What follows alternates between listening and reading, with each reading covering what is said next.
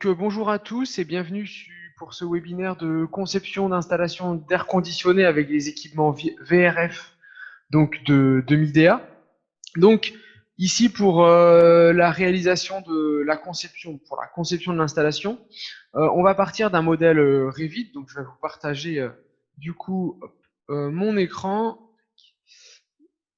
Voilà, donc c'est en cours. Donc ici, normalement, donc vous avez mon écran Ouais, c'est devant vous bon. qui apparaît. Je suis donc sur un modèle simple de logement collectif. Donc ici, un architecte, alors ça peut être moi ou quelqu'un d'autre, hein, a réalisé dans Revit un bâtiment de logement collectif que vous retrouvez ici. Donc c'est un bâtiment qu'on utilise couramment dans nos webinaires. Donc ceux qui l'ont déjà, qui ont suivi des webinaires avec nous, vous l'avez peut-être déjà vu. Donc c'est un bâtiment qui est composé d'appartements de type T2 hein, avec séjour, chambre, salle de bain, toilette et puis des parties communes. Voilà les éléments donc, que l'on a. Il y a également donc, les murs, les planchers, les fenêtres, l'ensemble des éléments constructifs. Cette maquette Revit, elle a été exportée donc, sur la plateforme collaborative qui est gérée par CIP, qui s'appelle beamserver.center.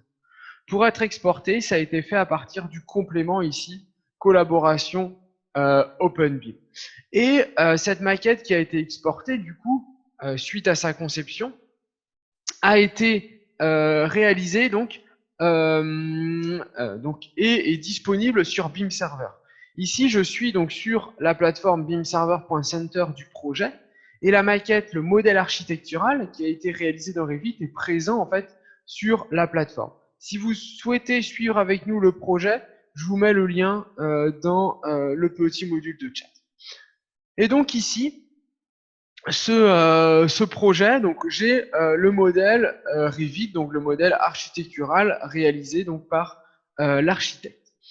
L'objectif pour que donc Yacine va nous faire la conception de l'installation Midea, pour que Yacine puisse faire la conception, c'est qu'à partir de ce modèle, j'ai les calculs de charge.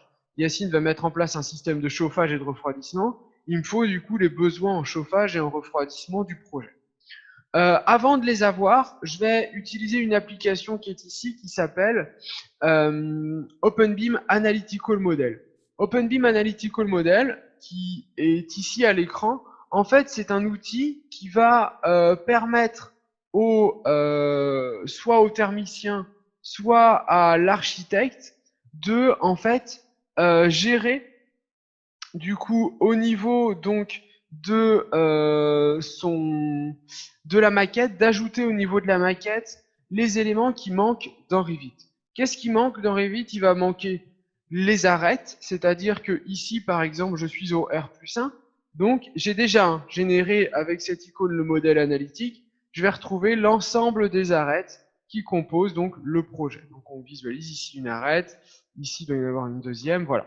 De cette façon, on a les arêtes donc, qui sont détectées par OpenBeam Analytical Model, donc les arêtes qui deviendront par la suite en fait des ponts thermiques lors du calcul de charge. Donc on a ça, on a également toutes les surfaces qui sont redéterminées ici. Hein. Donc là j'ai une paroi extérieure, etc. Je vous invite, si vous le souhaitez, à suivre le premier webinaire du cycle qui est un peu plus détaillé sur le fonctionnement de OpenBeam Analytical Model. Donc ici, une fois que j'ai réalisé donc le modèle analytique, je peux l'exporter. Et sur la plateforme du coup beamserver.center, donc j'ai le modèle architectural et j'ai en plus le modèle analytique qui vient s'ajouter. Alors en 3D, c'est pas du tout visuel ici, mais on voit les arêtes par exemple qui apparaissent. Donc on a un modèle qui vient compléter en fait le modèle architectural de Revit pour que le calcul de charge soit possible. L'objectif ici du modèle analytique, c'est uniquement d'être utilisé pour le calcul de charge. Je m'en fiche, Yacine n'en a pas besoin pour l'installation Midea, lui il pourra uniquement partir du modèle Revit, mais moi j'en ai besoin au moins pour le calcul de charge. Et une fois que j'ai réalisé le modèle analytique, bah, dans CipEthermloads, je peux venir réaliser donc le calcul de charge. Donc ici au niveau CipEthermloads, bah, j'ai les locaux ont été caractérisés thermiquement. Ici par exemple le séjour, bah, on est venu définir les caractéristiques de ce séjour. Donc le séjour ici, il est climatisé, chauffé et refroidi. Donc on a renseigné les conditions intérieures pour le calcul des charges d'été et le calcul des charges d'hiver. Alors là, je suis en train de vous présenter trois applications que sont Revit, OpenBeam Analytical Model et cPatternload. Chaque application peut être utilisée si on le souhaite par une personne différente. Le tout en étant connecté via la plateforme collaborative beamserver.center et l'échange de maquettes. Il y a un webinaire un peu plus détaillé, c'était le premier, voilà, je reviens sur ce que je disais tout à l'heure, le premier de la série qui était un peu plus détaillé sur lequel vous allez pouvoir revenir en replay si vous le souhaitez. J'ai également caractérisé ici les éléments constructifs, donc issus du modèle Revit, les planchers, les toitures, portes, baies, et on retrouve également les ponts thermiques ici. Et on a également les regroupements, les caractéristiques des locaux, donc la chambre, le séjour, avec à chaque fois le maîtré, et sur la petite vue 3D ici, on visualise du coup l'emplacement en fait. Je vais vous l'agrandir, mais du local. Voilà, ici j'ai le séjour avec les maîtrés et les maîtrés des différents éléments constructifs au niveau du séjour. Tout ça est récupéré grâce à la combinaison de OpenBeam Analytical Model et de Revit. On a également la notion d'adjacence, qu'est-ce qu'il y a de l'autre côté de mon séjour, comme ça on sait si ce qu'il y a de l'autre côté est déperditif ou non. Et une fois que j'ai fait ça, je vais pouvoir ici venir lancer un calcul. En fait, ici, donc j'ai dans cPatternload pouvoir définir du coup l'emplacement du projet, donc les données météo. Ici, donc on l'a mis dans le Pays Basque, ce projet. On a en même temps les options de calcul. Donc pour le calcul des charges d'hiver, charges thermiques de chauffage, on va utiliser la méthode EN 12831, donc avec l'annexe française. Et pour le calcul du froid, on est sur la méthode HRAE. Ici, pour ce projet, donc j'ai ensuite demandé au logiciel de faire un calcul de deux façons. D'abord, une hypothèse 1 où on a un calcul sur le bâtiment complet. Ça, c'est ce qui pourrait être simulé si on avait un seul système de génération. Donc là, j'ai le détail. Donc par exemple, la charge simultanée de froid. Alors je crois que Yacine va faire l'étude sur le dernier étage. Dans le séjour, il faut un émetteur de 1436 watts au minimum. Et la PAC du projet doit être quasiment de 14 kilowatts pour fournir les besoins en froid. Je vais avoir la charge maximale simultanée, donc on voit que le mois le plus chaud c'est le mois d'août, ici, et l'heure, en août, l'instant le plus chaud il est à 20h ici. Bien sûr, ça ne dépend pas uniquement des conditions extérieures, ça dépend aussi des conditions intérieures. Donc on a peut-être mis que les gens rentraient du travail vers 18h, allumaient les différents équipements et en fonction de l'orientation du bâtiment, etc., des conditions intérieures, le moment le plus chaud de l'année, c'est 20h au mois d'août. J'ai également la charge de chauffage. Là, j'ai des besoins en chauffage qui vont s'approcher des 18 kW sur le projet. Ça, c'est pour une hypothèse 1 d'un bâtiment complet.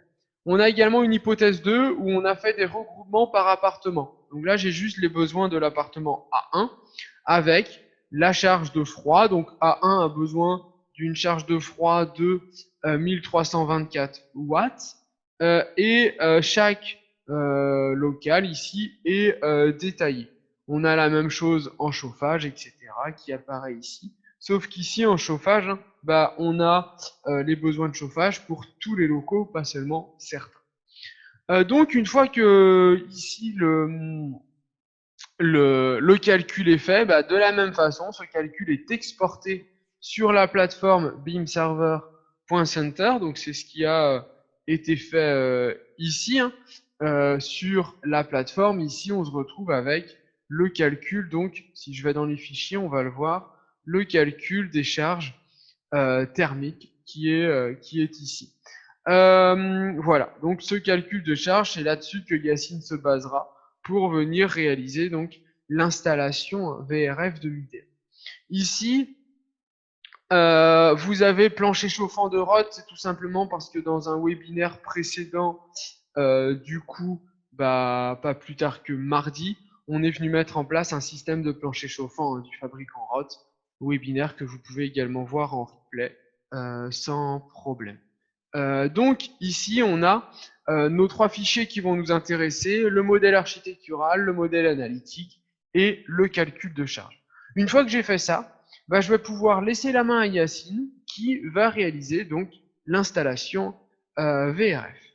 Alors, je quitte le partage d'écran, Yacine, et je te laisse partager le tien. Oui, alors, tac. Là, normalement, Bon. c'est partagé. Voilà. Donc là, ici, on se retrouve au niveau du logiciel OpenBIM IDEA. Et ici, je vais pouvoir initier un nouveau projet. Et je vais aller sélectionner le projet qu'a exporté Maxime, qui vous a montré au niveau de bimserver.center, qui est ici, logement collectif avec Revit. En cliquant sur suivant, le logiciel est en train de m'importer le projet avec les différents fichiers qui sont dedans. Et du coup, ici, je vais pouvoir sélectionner. Alors, je retrouve en bas la maquette, une prévisualisation de la maquette 3D. Et ici, les différents fichiers IFC que je peux importer.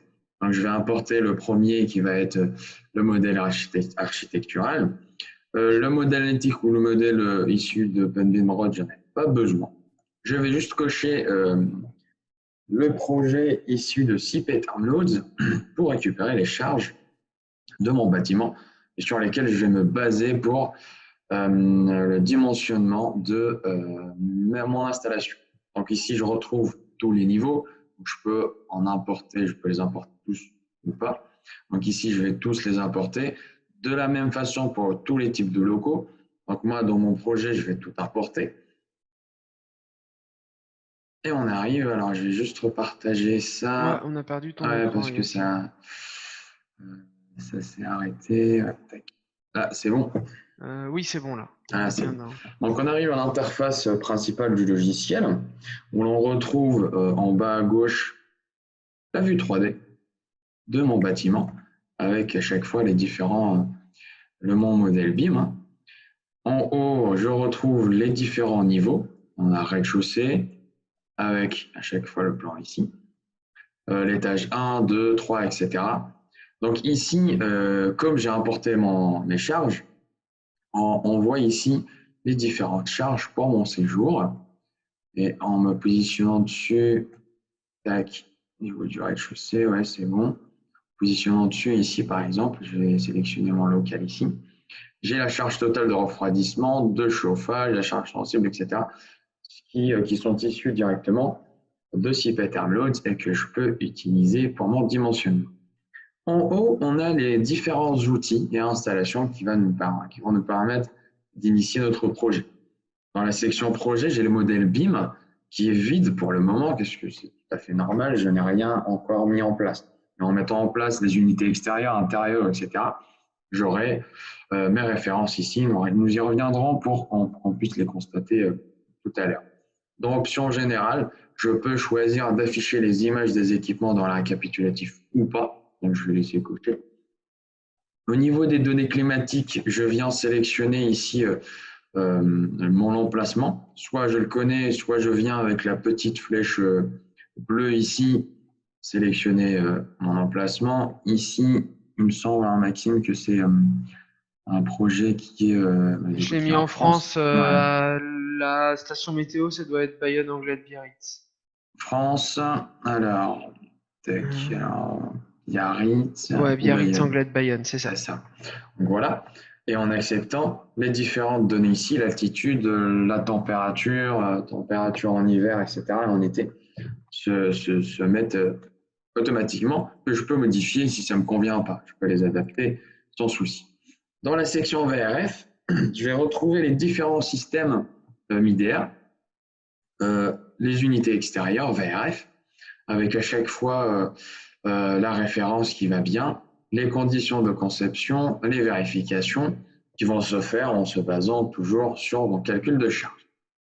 À droite, j'ai une vue 3D de mon équipement. Cette vue 3D, c'est une représentation réelle ou du moins le plus proche possible du réel. Donc, si je sélectionne cet équipement, en l'achetant ou en le mettant en place, j'aurai le même équipement avec la même forme que celle représentée ici. J'ai également les unités antérieures VRF. Chaque fois, hein, c'est toujours la même chose. Avec les données constructeurs et une vue 3D réelle de mon équipement. De la même manière pour les unités, toutes les unités intérieures de plafond, VRF de paroi ou de sol. Ensuite, j'ai ici les unités de sélection. Alors, ici, c'est représenté, c'est un cube à mettre en place. Les contrôles centralisés, ici, que je peux mettre en place au niveau de mon projet. Ensuite, j'ai la tuyauterie, horizontale et verticale, et les différents éléments dans la section édition, ce qui va me permettre de modifier, d'éditer, de tourner, de déplacer, etc. Toute mon installation. Ensuite, voilà les annotations qu'on peut ajouter ou pas. Et en dernier, on a la section calcul qui va me permettre de vérifier, de calculer et de dimensionner mon installation et aussi d'afficher ou de ne pas afficher les incidents. Ensuite, ici, on a une vue 3D globale de mon bâtiment. Donc, sans plus tarder, comme a dit Maxime, sur ce projet-là, je ne vais pas tout faire aujourd'hui. Enfin, je ne vais pas faire tout le bâtiment. Je vais juste faire mes deux logements au niveau de mon dernier étage. Le principe sera le même pour tout le reste. Donc, je me positionne au niveau de ma couverture et ici, je vais dire au logiciel de rendre visible mon étage 4. On va voir un peu plus tard le but de cet outil. Alors, l'outil, c'est ici, plan de niveau visible. J'ai sélectionné étage 4. Donc ici, je vais venir, je suis toujours en couverture, je vais venir sélectionner mon unité extérieure. Je peux lui donner une référence. Unité extérieure. Ça va être une pompe à chaleur de tube. Je peux par exemple sélectionner V4 plus I déchargement frontal series. Et je vais venir par exemple sélectionner 22 400 watts. Donc ici, il n'y a aucune vérification parce que je n'ai pas encore lancé le calcul et le dimensionnement se fera en fonction des charges de mon local. Donc ici, je retrouve une vue 3D de mon élément qui, comme je l'ai dit, est très très proche du réel. En acceptant, j'ai la possibilité de mettre en place mon unité où je le souhaite. Je vais par exemple la mettre ici, mais on peut la mettre où on veut. On peut sélectionner la direction avec les petites flèches jaunes ici pour l'orienter comme on le souhaite. Autrement, on a plusieurs outils ici, édition, qui vont nous permettre d'agir sur l'élément, par exemple de le tourner, de le déplacer, etc. Ensuite, je vais descendre d'un niveau et me positionner au niveau de l'étage 4. Et je vais mettre des unités intérieures de parois. Je sélectionne. Je vais sélectionner par exemple 2800 watts. Ici, on peut sélectionner un contrôle à distance sans fil ou un contrôle à distance par câble. Ici, je ne vais pas m'embêter avec ça, mais on peut très bien les mettre en place. Donc ici, j'ai ma vue 3D. Tac. Je vais venir placer, par exemple, pour mon séjour, une unité ici et une unité ici pour la chambre, par exemple. Ensuite, là, on peut constater que ce n'est pas correctement mis en place. Je vais venir avec l'outil tourner mon unité, tac, pour que je puisse la mettre en place. Ici, pareil, tac, je vais pouvoir tourner. Je vais pouvoir également déplacer mon unité si je le souhaite, etc. Je vais venir également rajouter mes deux unités au niveau de mon deuxième appartement. Cette fois-ci, je vais dire directement avec mes petites flèches jaunes que je veux le mettre directement comme ceci, mais je vais le mettre là. Ici, il y a des fenêtres, mais je vais le mettre là. Tac, je ne vais pas embêter. Tac, et je vais mettre également une unité au niveau de ma chambre. Je valide et je ferme ma fonction. Donc ici, j'ai mis les unités intérieures et l'unité extérieure. Il faut bien que je les relie. Donc, au niveau d'OpenBeam IDEA, on ne peut pas renseigner une tuyauterie, par exemple appelée TV, une tuyauterie verticale dans le vide, juste comme ça. En OpenBeam IDEA, pour renseigner une tuyauterie verticale, il faut qu'il y ait deux tuyauteries horizontales superposées d'un niveau à l'autre. On va le voir tout de suite. Donc ici, je vais sélectionner une tuyauterie horizontale.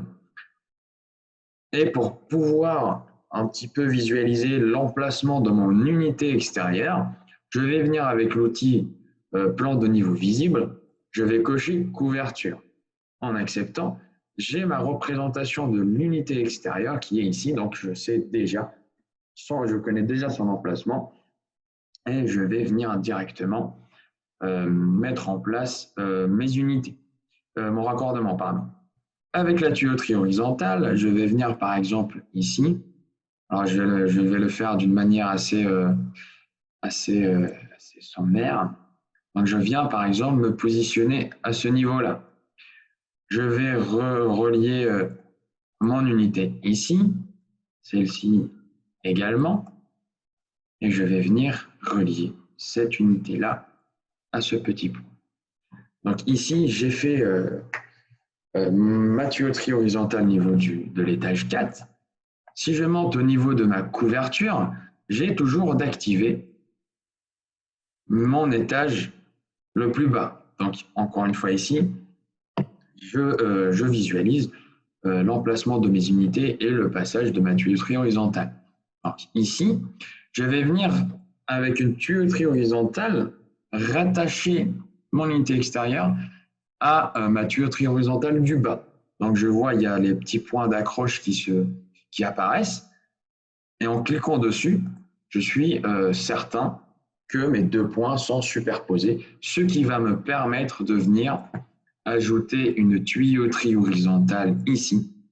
Et à chaque fois que, si par exemple je modélise mes autres niveaux, à chaque fois que ma tuyauterie verticale rencontrera une intersection avec une tuyauterie horizontale, elle continue jusqu'en bas si c'est le cas. Donc ici, j'ai mis mon installation. En actualisant ma vue 3D, je peux visualiser mon installation qui est ici avec la tuyauterie et mes différents systèmes. Donc ici, je peux désormais, pour le moment, je peux lancer un premier calcul. Ça va être un calcul de vérification. Ça va vérifier si l'installation que j'ai mis en place correspond ou pas. En me positionnant sur un élément, je vois que tout est au vert en termes de capacité de charge, nombre d'unités en longueur, etc. La même chose va se produire au niveau de mes unités intérieures en termes de puissance cumulée de refroidissement, puissance sensible de refroidissement et de chauffage. Ici, je vois que je suis largement supérieur à la puissance demandée.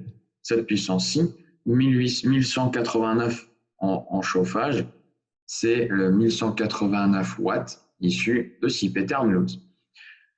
Je peux également lancer un dimensionnement de mon installation. Le dimensionnement va permettre de sélectionner les éléments qui me permettront d'avoir une installation optimale sans être trop surdimensionné. Donc, par exemple, au niveau de la puissance cumulée de refroidissement, j'ai lancé le calcul, on était à 2000 et quelques. Maintenant, on est à 1933. Donc, il va me sélectionner le système et l'élément qui va me permettre de subvenir à la charge demandée sans pour autant être trop surdimensionné. Ensuite, ici, j'ai la possibilité, une fois l'installation mise en place, alors je vais revenir dans le modèle BIM. Là, je retrouve toute la tuyauterie que j'ai mis en place, mon installation extérieure, mes unités intérieures, avec à chaque fois les coordonnées, leur angle et la description. Ça me permet de retrouver une géolocalisation spatiale en quelque sorte.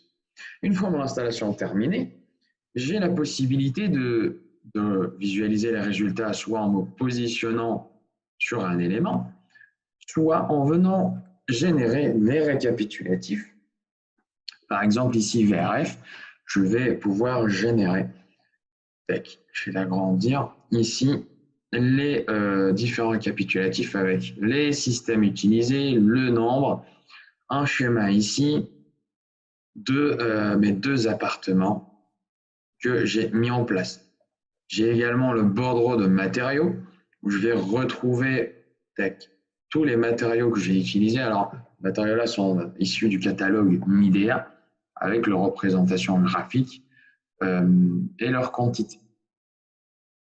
Il est également possible au niveau de visualisation de générer directement mon schéma sans passer par un récapitulatif qui va être comme ceci. Alors ces schémas-là récapitulatifs sont directement exportables ou on peut directement les imprimer. Il est également possible de générer des plans de mon installation. Ici, avec le petit plus, je vais générer un plan. Plan de niveau, je vais dire étage 4 et couverture. C'est les seuls étages où j'ai une installation. J'accepte. Je vais générer un autre plan, mais cette fois-ci, le schéma de l'unité extérieure. J'accepte. En acceptant, je vais pouvoir générer, voir les. Ça, c'est mes vues plans de niveau de mon installation pour visualiser l'emplacement exact de mon installation. Et ici, je vais retrouver,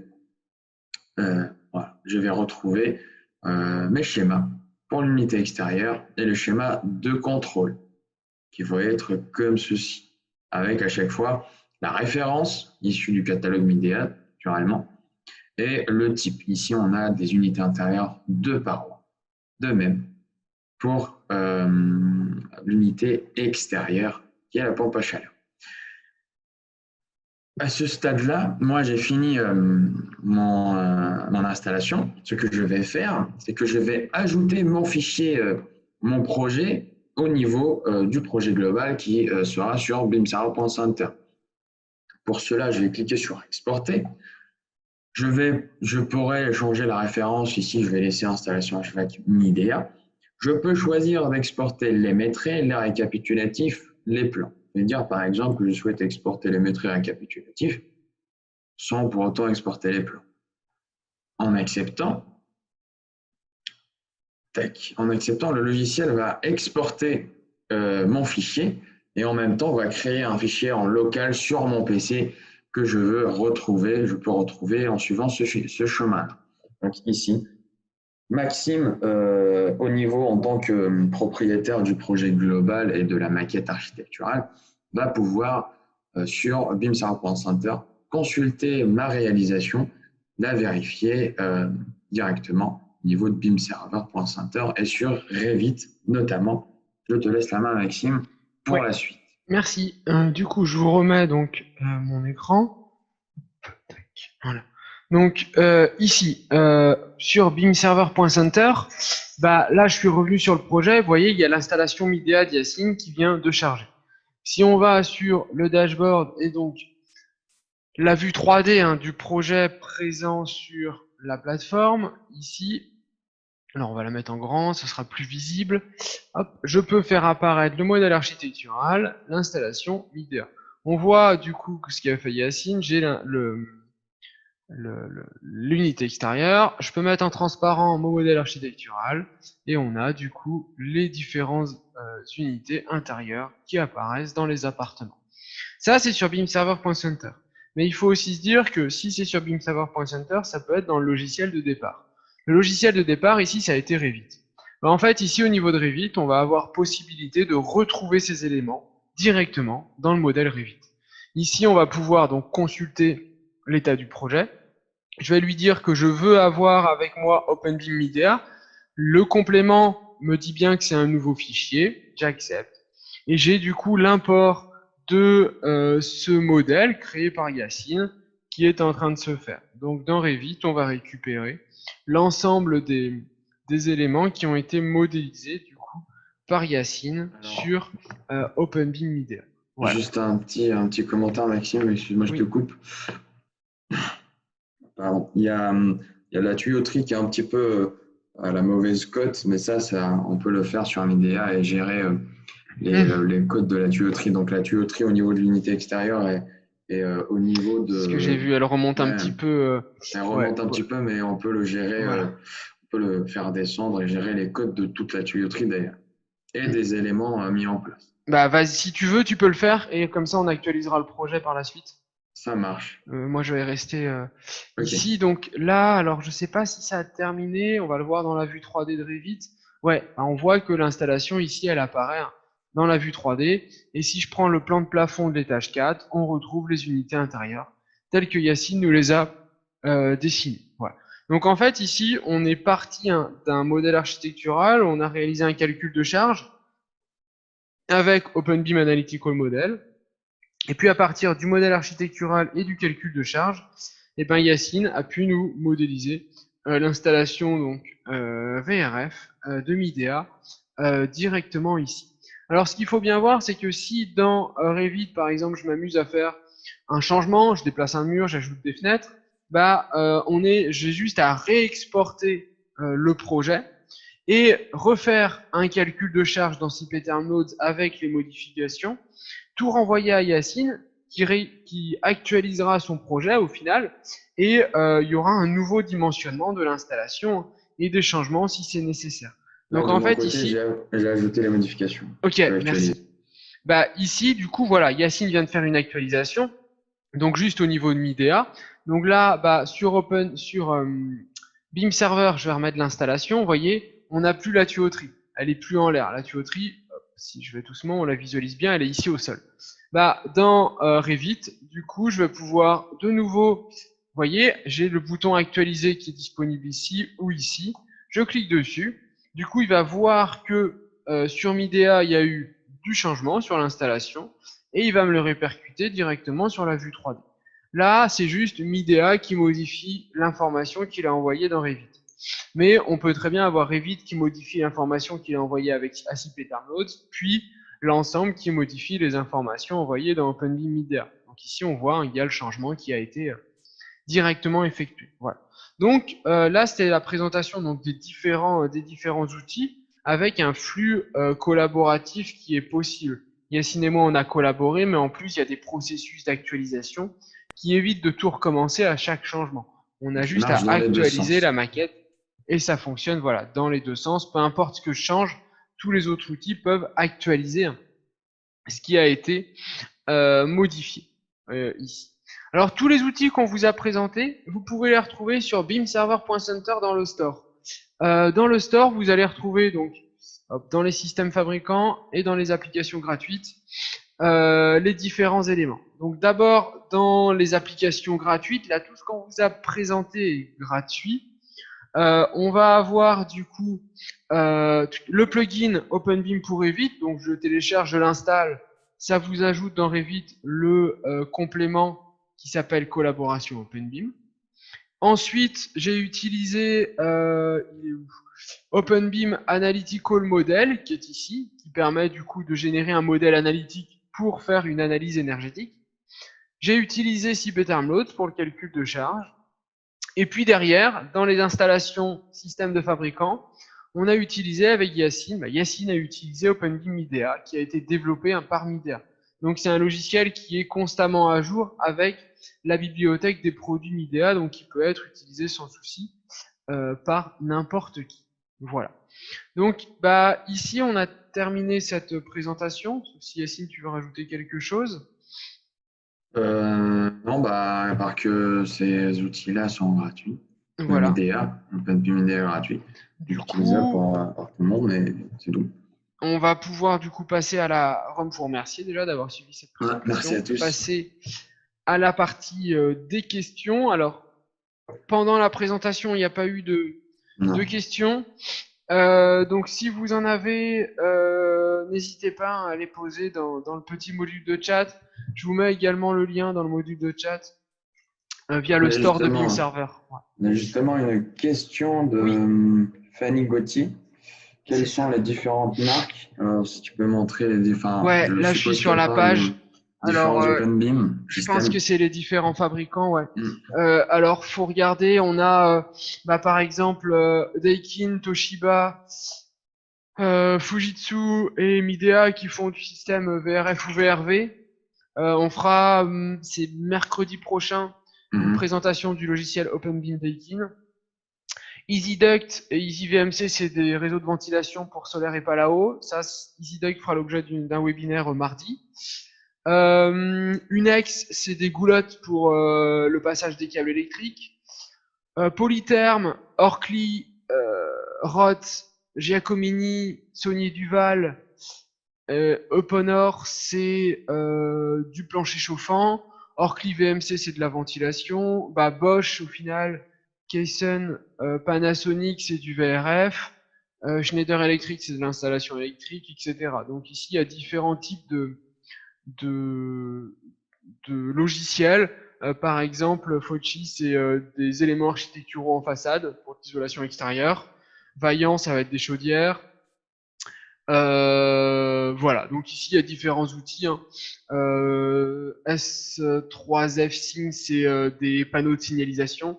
Donc différents outils, en fait, ce sont des industriels qui souhaitent intégrer la plateforme Beam Server pour lesquels on fait un développement d'applications spécifiques avec leurs produits. Tout en sachant que du coup c'est gratuit, les catalogues sont en général toujours à jour. Hein. Donc voilà. Donc s'il y a d'autres questions, n'hésitez pas à les poser hein, dans le petit module de chat. On peut encore y répondre. Pour le moment, il n'y a pas de questions. Non. A priori, il n'y a pas de questions. Ah, si. Lionel Fardel, bonjour. Est-il possible d'intégrer les niveaux de bruit des modules clim chauffage dans la coupette BIM? Non, parce que en fait actuellement, quand on travaille dans Acrobat BIM, on est obligé de sélectionner dans la base de données du CSTB le système. Du coup, comme par exemple l'unité extérieure Midea n'est pas renseignée, alors faudrait vérifier, hein, je voudrais pas dire de bêtises, mais peut-être, je vais mettre un peut-être. Comme l'unité extérieure Midea n'est peut-être pas intégrée dans la base de données du CSTB, il faut sélectionner ou recréer l'élément dans Acrobat BIM. Et même dans le cas où l'unité extérieure y sera, il faut quand même relier parce que il n'y a pas pour le moment de lien entre l'application fabricant OpenBIM Media et Acrobat BIM. Une autre question de Fanny Gauthier. Comment faire si le client décide de changer de fournisseur? Sommes-nous obligés de tout recommencer sur un nouvel OpenBIM? Alors là, oui, puisque en fait, c'est des logiciels qui sont dédiés aux fabricants, donc c'est déjà chaque application est indépendante, chaque application a son propre catalogue, donc pas forcément les mêmes éléments avec les mêmes caractéristiques. Du coup, si Midea n'est pas choisi, par exemple si c'est Toshiba ou Daikin, il faut refaire le projet avec l'application dédiée. Tout en sachant que chez SIP, il existe aussi des applications génériques. On a c'est dans le store, dans installation HVAC, vous allez par exemple retrouver SIP HVAC Hydronix qui permet d'utiliser du générique, donc de faire un projet sans marque. Là, la partie fabricant, c'est pour faire un projet avec marque. Ça peut être fait quand la marque a été choisie hein, ici. Voilà. Une autre question de Flora Ruescas. Cette procédure est-elle la même avec une maquette IFC Builder et non Revit? Oui, alors Madame Morescas, pour ça, on peut vous inviter à suivre le webinaire sur Daikin de mercredi. On le fera à partir d'un projet réalisé avec IFC Builder et non Daikin. Je remets dans le module de chat le lien si vous souhaitez vous inscrire aux webinaires suivants qui auront lieu mardi et mercredi prochain, 29 et 30 septembre. Une autre question de Daouda Gassama. Est-ce que le logiciel permet de proposer l'emplacement optimal des unités au niveau des pièces? Non, c'est vraiment à l'utilisateur de poser les éléments. On met ce qu'on veut.